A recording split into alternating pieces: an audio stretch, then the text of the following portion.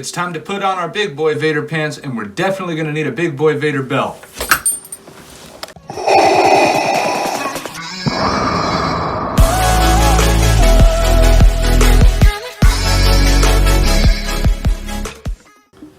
Hey there everyone, and welcome back to SoCal Sith Lord, where I talk about the do's and don'ts, how-tos, whys, and why-nots about creating a screen-accurate Darth Vader costume. If that's something you're interested in, don't be afraid to subscribe, click the like icon, and hit the bell icon. That way you know anytime I upload something new. Happy New Year everyone! I hope 2021 isn't as big of a dumpster fire as 2020 was. I'm sorry about the break in the videos. I'm sure we all understand that the holidays are a busy season for a lot of people, but I'm going to try to get the videos back on to one time a week. In this video, we're going to be talking about the Vader belt, and that includes the actual leather belt, the belt buckle, the lightsaber hook, and the belt boxes. I should remind everybody that I'm creating the Vader from Star Wars Episode 4, A New Hope. So in the past, I've told everyone that I've made some mistakes on my journey to creating this costume, and one of my biggest mistakes was buying the Rubies Supreme Edition Darth Vader costume. Don't do it. And just another quick reminder, the Rubies Supreme Edition is loosely based off Episode 3, Revenge of the Sith. So here's that belt in a little bit closer up, more detailed than in my previous video that I showed it in.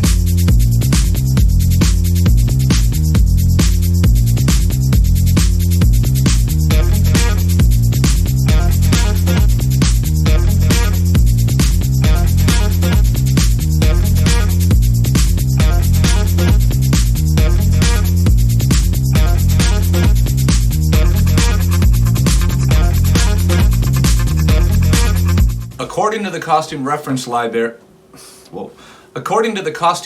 library, on the 501st Legion, for the actual belt, for basic approval, what you'll need is, and I'll put a link to the costume reference library down in the description, along with the link to the Sith Lord Detachment forums. So according to the costume reference library, the belt should be leather or like leather material and 2 1/4 inches wide. The lightsaber hook should be silver, metal, and held to the belt by the back side of the belt by 2 small rivets on towards the bottom of the belt, and it should be a little forward of the left of the wearer's hip. The belt is metal and should be slightly taller than the belt boxes. The base layer of the buckle is black and rectangular. The second layer is silver and in the shape of a D, and there should be five thin, progressively smaller squared edge cutouts.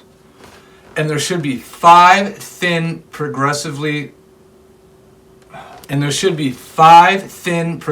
small squared edge cutouts in a triangular formation on the wearer's right, the smallest of those being a square. The top layer consists of a silver circle located in the center of the arc of the D. I've already mentioned that the belt that comes with the Rubies Supreme Edition Darth Vader costume, it's like a foam fake thing that's just not good, so I replaced it with just a belt that I got at the Goodwill that ended up working out better for me.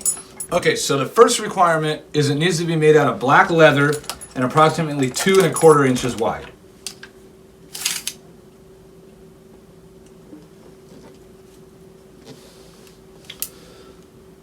Looks to me like this one's 1 1/2. Not gonna work. We don't have a lightsaber hook. Next, the buckle needs to be slightly taller than the belt boxes, which ends up working out, and it also needs to be made out of metal, which isn't made out of metal. The base layer of the buckle is black and rectangular, check. The second layer is silver and in the shape of a D, check. With 5 thin, progressively smaller square-edged cutouts in a triangular formation, with the smallest being a square. Now, these don't really look that thin to me, and the smallest one is definitely not a square. And the top layer is a silver circle in the arc of the D, which we have there. The costume reference library says this for the belt boxes. The boxes are black and centered vertically on the belt, 1/2 to 1 inch away from the buckle, which we can do by moving it, and mirror image each other. So we got that. 2 green square light panels, which we have, above a rectangular inset containing silver rectangular shaped metal screen. Now this isn't rectangular and it's not metal. A domed red pilot light set in a chrome ring, which we don't have a chrome ring on this, and 6 silver posts with smooth sides set in vertical columns of 3 set atop of red washers. These are not smooth, and we do not have any red washers around them. So all in all, some things are okay, some aren't. It would take a lot of work and modification to get it up to basic approval standards. And now we'll pull out the good belt, and we'll go over this one with the costume reference library. The belt, approximately 2 1/4 inches. Looks like 2 1/4 inches to me. I haven't put on my saber hook yet, but I have it here ready to put on.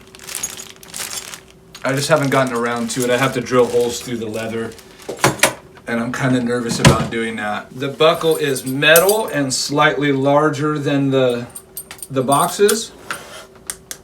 You can't hear it, but it's metal. The first layer is rectangular and black. Got that. And the second layer is silver and in the shape of a D. Yep, got that too. Also, there are 5 thin, progressively smaller squared edge cutouts in a triangular formation on the wearer's right. But wait, mine aren't square. And the smallest one is a circle, not a square. It says the smallest one has to be a square. If you scroll down a little bit further, it says optional. The edges can be rounded and the smallest one can be a circle. And the third and final layer should be a silver circle placed in the arc of the D, which I have right here.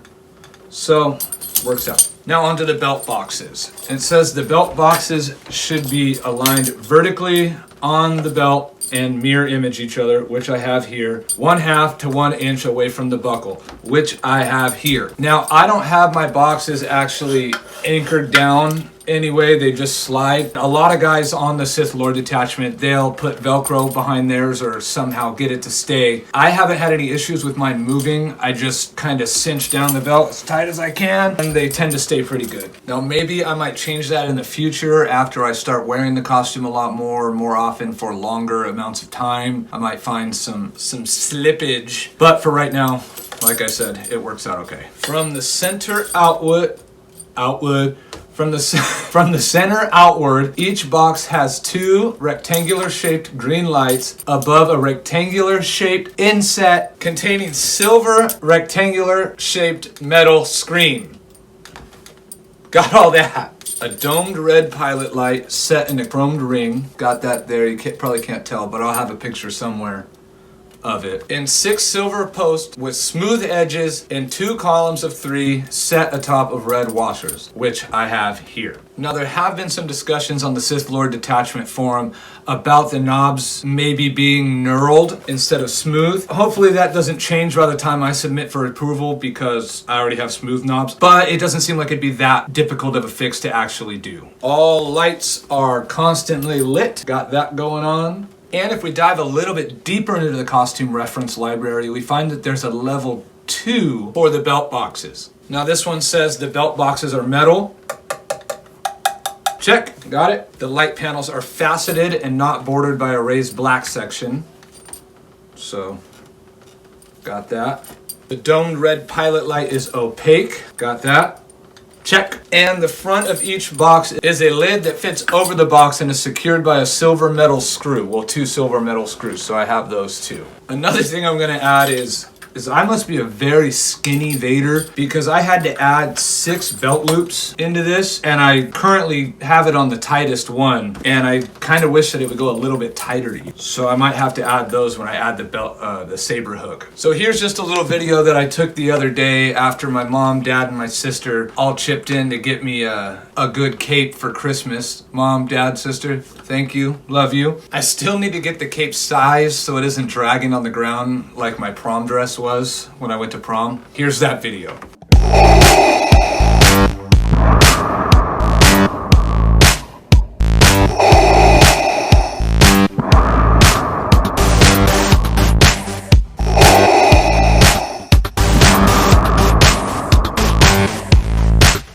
So that's it for the belt. Next video, we'll dive into another part of the costume. I'm not sure which one yet. So thank you so much for watching. I'm glad that there's some people out there that actually find this interesting. So if you liked this video today, go ahead and leave a comment down there telling me what you liked about it or what you didn't like. And if you liked it, click the like button. And don't forget to subscribe and hit the bell icon. That way you get notified every time that I post a new video. If you're working on a Vader costume, I'd like to know about it because I like to know about all things Vader. Comment down below if you are and tell me how far along you are, or if you have any questions, maybe I can help. So, thanks for watching and we'll see you next time.